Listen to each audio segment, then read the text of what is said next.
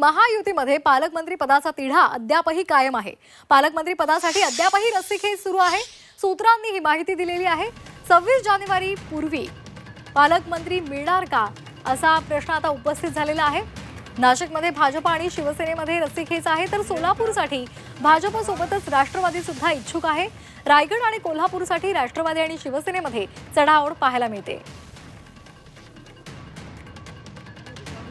तर मुंबई शहर आणि साताऱ्याचं पालकमंत्रीपद हाती ठेवण्यासाठी भाजपसोबत शिवसेना आग्रही आहे, तर गडचिरोलीमध्ये आणि बीडमध्ये पालकमंत्री पदासंदर्भात उत्सुकता कायम आहे।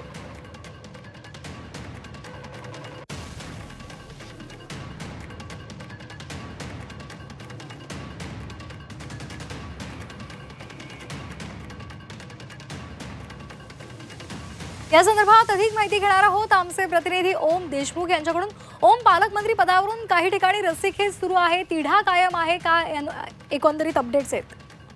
श्वेता, सरकार स्थापन होऊन महिना उलटला तरी सुद्धा अद्यापही महायुतीला पालकमंत्री पदाबाबतचा निर्णय घेता आलेला नाही। खरं तर हे एक प्रकारचा क्रायसिस या निमित्तानं महायुतीमध्ये निर्माण झाल्याचं पाहायला मिळतंय।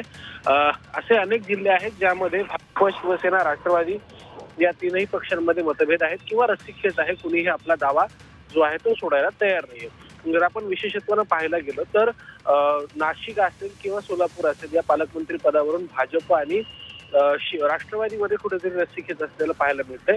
दुसरीकडे रायगड कोल्हापूरसाठी राष्ट्रवादी शिवसेनेमध्ये चढाओढ आहे, तर मुंबई शहरचं पालकमंत्रीपद आणि साताऱ्याचं पालकमंत्रीपद आपल्याकडे असावं असा आग्रह भाजपसोबतच शिवसेनेचा सुद्धा आहे। नाशिक बाबत सुद्धा तसंच म्हणताय, नाशिकमध्ये भाजप शिवसेनेचा वाद आहे, तर सोलापूरमध्ये भाजप राष्ट्रवादीचा वाद आहे। अनेक जिल्ह्यांवरून ही रस्सीखेच सुरू आहे। तर 26 जानेवारी पूर्वी प्रजासत्ताक दिनाच्या आधी तरी हा वाद मिटणार आहे का, हा महत्वाचा मुद्दा आहे।